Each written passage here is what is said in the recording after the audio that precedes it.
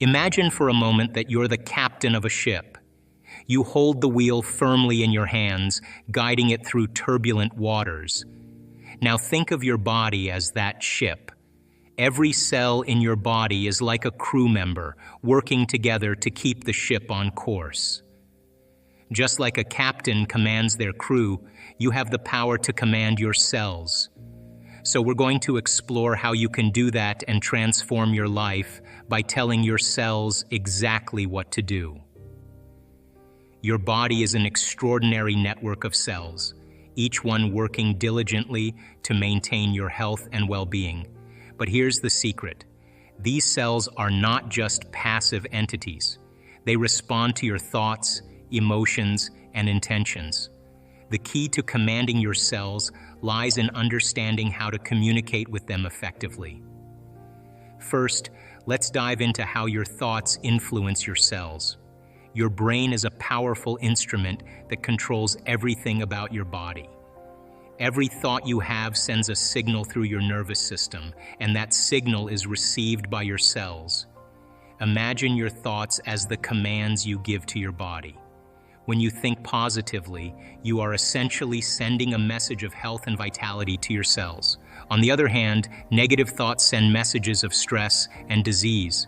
When you wake up in the morning, your brain transitions from deep sleep to wakefulness.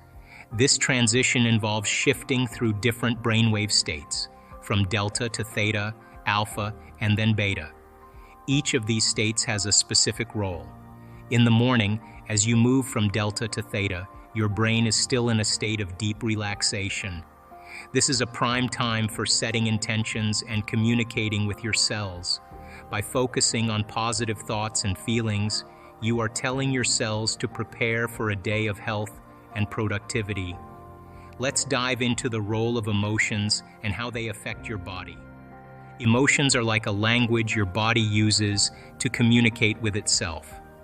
When you experience an emotion, your body releases special chemicals called neurotransmitters. These chemicals act as messengers, telling your cells how to respond to what you're feeling. Think of neurotransmitters as tiny postal workers, delivering important messages throughout your body. Each emotion you feel has a specific impact because of these chemicals. For instance, when you feel joy, your body releases endorphins. Endorphins are natural chemicals that help you feel good and can even help with healing. They act like a natural painkiller and mood lifter, promoting overall well-being. Endorphins are often released during activities that make you happy or excited, like exercising, laughing, or spending time with loved ones. This is why these activities make you feel so great. They're helping your body release endorphins, which boosts your mood and helps you feel healthier. On the other hand, negative emotions such as stress, anxiety, or fear have a different effect. When you experience these emotions, your body releases different chemicals like cortisol. Cortisol is known as the stress hormone. While it's helpful in short bursts, like in emergencies, too much cortisol can be harmful. It can lead to problems like high blood pressure, weakened immune function, and poor digestion. When you're stressed, your body goes into a state of alert. This state, known as the fight or flight response, releases chemicals to prepare you to deal with immediate danger. However, if you're under constant stress, this response can be harmful. It keeps your body in a heightened state of alertness, which can wear down your health over time. Emotions are powerful because they directly affect how your cells function. For example, when you're feeling happy, the endorphins released help your cells repair and regenerate. They can also improve your immune system, making you less likely to get sick. Positive emotions create a healthy environment inside your body, which supports overall wellness. Conversely, negative emotions create a more stressful environment in your body. The stress chemicals released during negative emotions can cause inflammation, disrupt your immune system, and even affect your mental health. Over time, this can lead to chronic health issues and affect how your body functions. Understanding how emotions influence your body can help you make better choices to improve your health. For instance, Managing stress and focusing on positive emotions can lead to better health outcomes. Techniques like deep breathing, mindfulness, and positive thinking can help you shift from negative to positive emotions, improving your overall well-being. To harness the power of emotions for better health, try incorporating practices that boost positive feelings. Activities like exercise, hobbies, spending time with friends, or simply enjoying a favorite meal can all help release feel-good chemicals in your body. Engaging in these activities regularly helps maintain a positive emotional state and supports your health. Another way to manage emotions is through self-awareness. Pay attention to how you feel and how those feelings affect your body. If you notice that certain situations or thoughts trigger negative emotions, you can work on changing your response. Techniques like cognitive behavioral therapy or talking with a therapist can help you understand and manage your emotions better. By practicing mindfulness and emotional control, you can command your cells to operate in a state of balance and health. This means cultivating positive emotions and reducing stress. When you manage your emotions effectively, you create a more harmonious environment within your body, allowing your cells to function optimally. Visualization is a powerful tool that helps you command your cells and create the life you want. It involves using your imagination to form clear mental images of your goals and desired outcomes. When you vividly picture what you want, you send strong positive signals to your cells, telling them how to support and manifest your desires. Let's explore how this works and how you can use visualization to improve your health and well-being. Imagine you want to be healthier and more vibrant. Visualization starts with creating a clear and detailed image of yourself in that healthy state. Close your eyes and picture yourself as energetic, full of life, and free from illness. See yourself moving with ease, feeling good, and enjoying every moment. The more detailed and vivid your mental image, the stronger the message you send to your cells.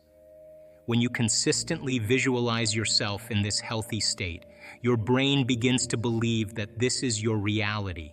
Your brain and body work together to turn this vision into your physical reality. It's like setting a goal and then taking steps to achieve it. By repeatedly focusing on this image of health, you are guiding your cells to align with that vision. Visualization doesn't just involve seeing images. It also includes feeling the emotions connected to those images. As you visualize yourself as healthy and vibrant, allow yourself to feel the joy, energy, and well-being that come with it.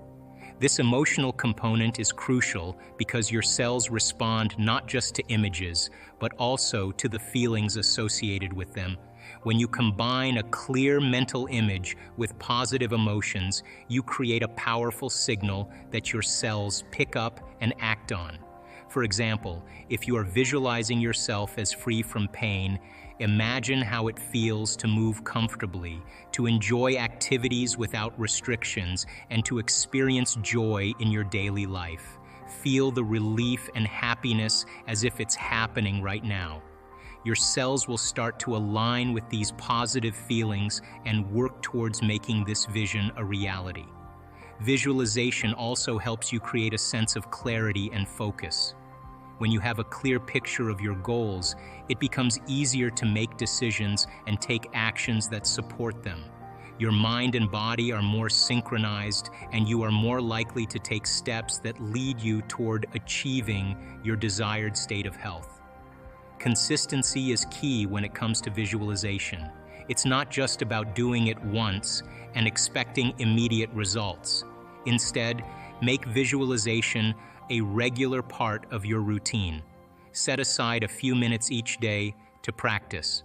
This daily habit reinforces your goals and keeps your cells focused on your desired outcomes. But visualization alone is not enough. You need to combine it with focused intention. Focused intention means being clear and specific about what you want to achieve. When you set a clear intention and visualize it regularly, you are essentially instructing your cells to work toward that goal. This practice helps to rewire your brain and body, aligning them with your desired outcomes. Meditation is like a key that unlocks deeper parts of your mind and body, helping you communicate more effectively with your cells. When you meditate, you enter a special state of awareness that can greatly impact your health and well-being. Let's dive into how meditation works and how it helps you command your cells. When you start meditating, your brain waves change. You go from beta waves, which are the fast waves active when you're alert and busy, to slower alpha and theta waves. This shift is important because it means you are moving from a state of active thinking to a more relaxed and receptive state. In this relaxed state, your mind is more open to change and influence. This is exactly where meditation becomes powerful for influencing your cells. Here's how it works. When you're in the beta state, your brain is focused on the outside world. You're thinking about daily tasks, problem solving, and making decisions. But when you meditate, your brain moves into alpha and theta waves. Alpha waves are associated with relaxation and calm, while theta waves are linked to deep relaxation and creativity. In these states, your mind is quieter and more focused inwardly. In this meditative state, you are more connected to your inner self and less distracted by external stimuli. This makes it the perfect time to focus on communicating with your cells. Just like how you might tell a friend what you need or want, you can use meditation to send messages to your cells about healing, abundance, and transformation. During meditation, you can visualize your cells as vibrant and healthy. Imagine them working together perfectly to keep your body in balance and full of energy. See your cells repairing and renewing themselves, working to make you feel better and stronger. By doing this, you are sending positive messages to your cells, telling them to focus on health and well-being. When you are in this relaxed state, your brain is also more responsive to the thoughts and feelings you create. If you focus on positive thoughts and emotions during meditation, your brain and body align with those feelings. This alignment helps reinforce the messages you are sending to your cells. For example, if you focus on feeling joyful and grateful, your brain releases chemicals that support those emotions. These chemicals then signal your cells to maintain a state of health and vitality. Another benefit of meditating is that it helps reduce stress. Stress can have a negative impact on your body, causing tension and disrupting your natural balance. When you meditate regularly, you lower your stress levels, which helps your cells function better. Lower stress means your cells are less likely to be in a state of fight or flight and more likely to be in a state of repair and renewal. Meditation also helps you develop greater self-awareness. This awareness means you can better understand what your body needs and how to support it. By tuning into your body's signals and responses, you can make more informed choices about your health and well-being. This self-awareness is crucial for commanding your cells because it allows you to direct your focus where it's most needed. When you meditate, focus on how you want to feel and what you want to achieve. Picture your cells as vibrant and healthy, functioning at their highest potential. As you maintain this focus, your brain will produce the necessary chemicals and signals to support this vision. Over time, this consistent practice can lead to profound changes in your physical health and overall well-being. Consistency is really important when it comes to changing your life. The more often you practice techniques like positive thinking, controlling your emotions, visualization, and meditation, the better you can influence your body and mind. It's not enough to try these things just once in a while. To see real results, you need to make them a regular part of your daily routine. Let's break down why consistency matters so much. When you practice positive thinking regularly, you train your mind to focus on good things. This helps you stay motivated and optimistic, which can lead to better outcomes in your life. Instead of letting negative thoughts hold you back, you're constantly reinforcing a positive mindset. This change in attitude affects how you deal with challenges and opportunities. Emotional control is another area where consistency makes a big difference. Emotions can be powerful, and they influence how you feel and act. When you practice controlling your emotions regularly, you learn how to manage stress, anxiety, and other negative feelings more effectively. This doesn't mean you won't have negative emotions, but you'll get better at handling them in a way that doesn't hurt your health or well-being. Your cells are incredibly responsive to your commands. They are constantly adapting to the signals they receive from your brain and body. By consistently sending them positive and empowering messages, you are shaping your physical reality. You are transforming your body from a state of stress and imbalance to one of health and harmony. One important thing to keep in mind is that change takes time. Just like a ship needs time to change course, your body requires time to adjust to new commands. Be patient with yourself and trust the process. The more you practice, the more natural these new patterns will become. Commanding your cells involves understanding the powerful connection between your thoughts, emotions, and physical health. By harnessing the power of positive thinking, emotional control, visualization, and meditation, you can effectively communicate with your cells and guide them toward optimal health and well-being. Hide God anywhere, it would be a good place to hide. It would be within the human being, because everybody's looking outside of themselves, and we look for reasons to change and regulate our emotional states. We think that things and people and external things will really fulfill emotions that we're trying to change within us. And that truly, when we start to really investigate who we are and look to see how we do that and demystify it, I think once we start to demystify it, it can become a skill. And so Einstein was a super cool guy because he spent a lot of time inward, and at 12 years old, he asked himself this simple question: if I ride my bicycle at the speed of light, and I turn my lamp on, I turn my headlight on, will it go on? So he thought about that question every single day of his life. Every day of his life. He would go out in a boat on a lake as a child and lay on his back in the boat and look up at the sky and think about this. And he was building models of understanding. He was working his best to be able to figure out how light and energy were related. He did it for 10 years. He was possessed by the concept, and finally, he was working as a third-rate clerk in a Swiss patent office, and he was watching this man fix the roof across the way, and he just paused for a moment, and he was watching him, and the moment he was watching him, he got this incredible vision, and he understood how light and energy were related. It was a very abstract vision. And it was so abstract and so dimensional that he had to go back to school to learn the mathematics to be able to explain what he saw. And his wife, his first wife, was an amazing scientist, and she helped him with a lot of the mathematics.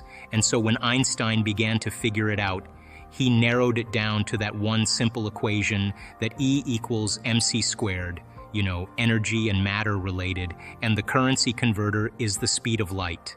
And so it became very interesting because when Einstein published his papers on relativity, he didn't say like, hey, this person said this and this person said this, and I'm going to footnote this person. He just said, ladies and gentlemen, this is how it is. And it rocked the scientific community because he didn't really need anybody else as a reference. He had a discovery, and his discovery was so unique, and his brain really was wired for the understanding of light. And light was the ceiling of this reality. And so Einstein and Planck started doing these really interesting experiments where they were taking energy and they were putting energetic impulses into metals. And what they were looking to see is if electrons behave the same way as the very large. In other words, when an apple falls from the tree, it falls in a very specific way. It falls towards the center. It falls towards the larger body. So he reasoned, well, if we disturb electrons, and him and Planck were doing these experiments, if we disturb these electrons, then they should fall just like an apple falling from the tree towards the nucleus. It should be predictable. just like it's predictable in Newtonian physics and classical physics. Well, when they started disturbing the electrons, something very unusual happened. The electron gained energy, then it lost energy, and it gained energy, and it lost energy, and it gained energy, and it lost energy. And instead of it falling like a ball rolling down a hill, it was like a ball rolling down steps. All of a sudden, they became very aware that the subatomic world, the very tiny, didn't behave like the very large world. And so then they started to look for the electron. They started to try to measure it, and everywhere they looked for it, it appeared. And when they turned their back on it and they no longer looked to measure it, it went from a particle that collapsed, called collapsing the wave function, back into energy. Now, this was a revolutionary moment because this meant that subjective mind, your mind has an effect on the objective world. That mind and matter are somehow correlated. And so this birth of quantum physics came along, and this quantum physics experiment say that you cannot do a quantum physics experiment without an observer around. In other words, a mind always has to be present because it will influence the outcome. You with me? So now that invisible field of spirit, that invisible field of information and energy, somehow you as an individual can influence the nature of reality with your mind. The same experiences produce the same emotions. Those same emotions tend to influence the way we think. And our biology, our neurocircuitry, our neurochemistry, our hormones, and even our gene expression is equal to how we think, how we act, and how we feel. And how you think, how you act, and how you feel is called your personality. And your personality creates your personal reality. That's it. So then it makes sense then, if you want to create a new personal reality, a new life, you're going to have to change your personality. And you've got to start thinking about what you've been thinking about and change it. You've got to become aware of your unconscious habits and behaviors, even how you speak. Then you have to look at the emotions that you live by every single day and decide, do these emotions belong in my future? So many people try to create a new life as the same person. In order to create a new personal reality, you've got to change your personality. So the principle in neuroscience says that nerve cells that fire together, wire together, thinking the same way, making the same choices, demonstrating the same actions, creating the same experiences that stamp the same networks of neurons into the same patterns, all for the familiar feeling called you. And you do that for 10 years in a row, you're going to hardwire your brain into a very finite signature because you're firing and wiring that way. And that box in the brain, that becomes our personality, becomes our identity. And by the time we're 35 years old, for the most part, we've done something so many times that the body now knows how to do it as well as the mind. And that's a habit. So we have these unconscious programs of behaviors, automatic habits, redundant emotional reactions, hardwired beliefs, perceptions, attitudes that function just like a computer program. You press go and it runs automatically. So then when it comes time to change, thinking positively is going to do nothing because your body has been conditioned for the most part into a program in the past. So the thought never makes it to the body because the body's on a different program. So how do we begin to influence the body so that the thought actually produces some type of change? So think about it. If you think an unhappy thought, you're going to feel unhappy. If you think you're a failure, you're going to feel like a failure. Once you feel like a failure, you're going to think you're a failure. And people get caught in these loops of thinking and feeling and feeling and thinking. And that redundancy is a conditioning process because all you need is an image or a picture or a thought and a feeling, a response, stimulus response. And so the people tend to condition their brain and body into the past. And so when it comes time to change, you got to leave that familiar territory. And any choice that you make, if you said, hey, I'm going to eat a better diet, I'm going to wake up early and work out, I'm going to do meditation, the moment you decide to do something differently, get ready because it's going to feel uncomfortable. It's going to feel unfamiliar. There's going to be some uncertainty. You're not going to be able to predict the next moment. That means you've left your known biology and you're stepping into the unknown. Now, theoretically, that sounds great, but if the body has been conditioned into a familiar feeling, it's in the known. The moment you take it outside the familiarity, it wants to go back to where it's comfortable. So the body starts influencing the mind.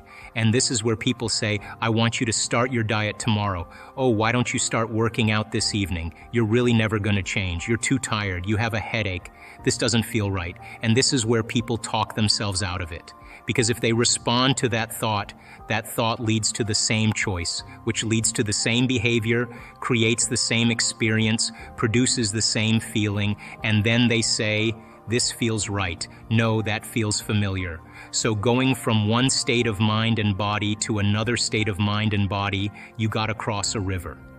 And the hardest part about change is not making the same choice as you did the day before.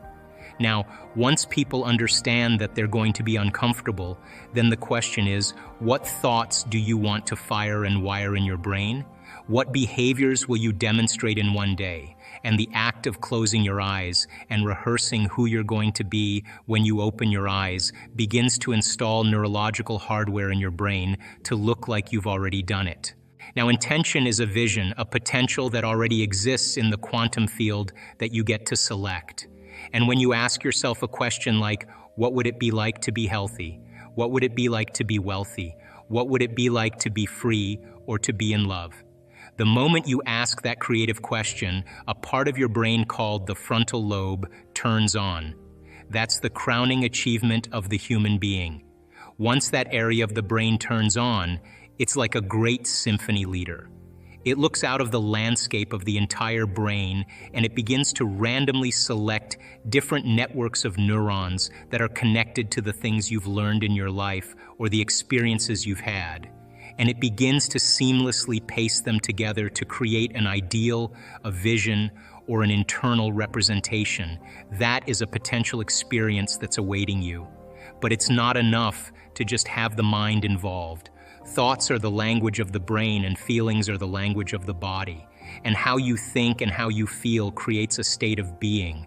Once you can begin to emotionally embrace that future reality before it's made manifest, when you combine that clear intention with an elevated emotion, the freedom, the joy, the inspiration, the genuine love that you feel or gratitude from that experience, the moment you do that, your body as the unconscious mind begins to believe it's living in that future reality in the present moment.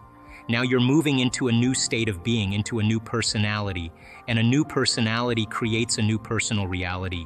The research that we've done shows that when we teach people how to regulate their internal states, to begin to create more coherence in their brain, and to generate elevated emotions like joy and gratitude and inspiration, that not only does the brain become coherent, but so does the heart. And when the brain is coherent, the heart is coherent. When the heart is coherent, the brain is coherent. And so why don't we live by these states on a daily basis? Primarily because the majority of the time that we live in our waking state of consciousness, 70% of the time, you and I are living by the hormones of stress. And living in stress is living in survival. And when you're living in survival, the very chemicals of survival cause you to function as materialist, defining your reality with your senses. You pay attention to objects and things and people. You begin to believe that your outer world is more real than your inner world. And the side effect of this over time begins to cause us to feel separate from possibility.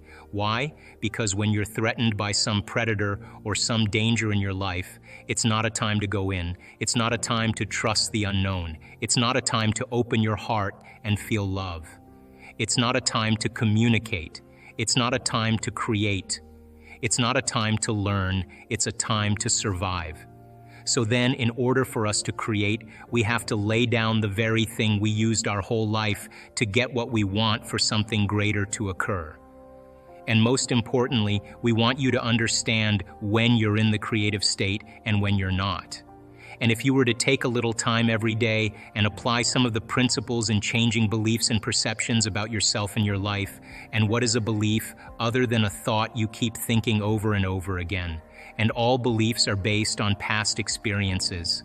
And in order for you to change a belief or perception about yourself and your life, you have to make a decision with such firm intention that the amplitude of that decision carries a level of energy that's greater than the hardwired programs in your brain and the emotional conditioning in your body, and your body literally has to respond to a new mind. And when the choice becomes an experience that you never forget, that's the moment the past biologically no longer exists in you. People use the word victim so much, and I don't really think we spend a lot of time really unraveling the idea. But if I said to you, Jay, how are you doing today? And you said, well, I'm really upset because of this person or this circumstance or this condition in my life, then what we're saying, this is not conscious, this is an unconscious program. What we're saying is somebody out there is actually controlling the way I'm feeling and the way that I'm thinking. So if something out there is controlling your feelings and your thoughts, you're victim to whoever, whatever that is. Now here's the challenge. The challenge is when things go really well, then you are feeling really good. But when things aren't going very well, then you're feeling pretty bad. You begin to become conscious of your unconscious actions or habits or behaviors and modify them. And then we have to begin to look at the emotions that we live by every single day that keep us connected to the past and decide, do these emotions belong in our future? So most people are trying to create a new personal reality as the same personality, and it doesn't work. You literally have to become someone else. And can you select a new possibility in the quantum field and begin to emotionally embrace that future every single day to such a degree that your body, as the unconscious mind, the objective mind, does not know the difference between the experience in your life that's creating the emotion and the emotion that you're fabricating by thought alone, to the degree that you begin to signal new genes and new ways to change your body to look like the experience has already happened. Now, the latest research in epigenetics says it's absolutely possible. This every day, installing the circuitry every day, conditioning the body into the emotion of the future, that your body begins to change to look like it's already happened. Now, this is where it gets fun, because now you no longer have to go anywhere to get it. If you think that your thoughts have something to do with your future, just from a theoretical standpoint, that your thoughts create your destiny, and you think 60 to 70,000 thoughts in one day, and 90% of those thoughts are the same thoughts as the day before, well, then your life isn't going to change very much as long as you're thinking the same way. If you're not being defined by a vision of the future, then you're left with the memories of the past. Is it possible then that the way you think and the way you feel can begin to produce effects in your outer world? Now, that isn't something that you swallow in one bite. It's a process of gaining knowledge. It's a process of practice. It's a process of experience. But once you start seeing those synchronicities, those coincidences, those opportunities, that start to fall into place because you're experiencing change in your outer world. If you're doing the work, you're going to start paying attention to what you're doing inside of you that's producing the effect outside of you. And once you correlate the changes of what you're doing inside of you with the effect you produce outside of you, you're going to pay attention to what you did, and you're going to do it again. And all of a sudden, you're going to start believing more that you're the creator of your life and less of the victim of your life. And those same thoughts lead to the same choices. The same choices lead to the same behaviors. The same behaviors create the exact same experiences, and we anticipate the same feelings or emotions from those experiences.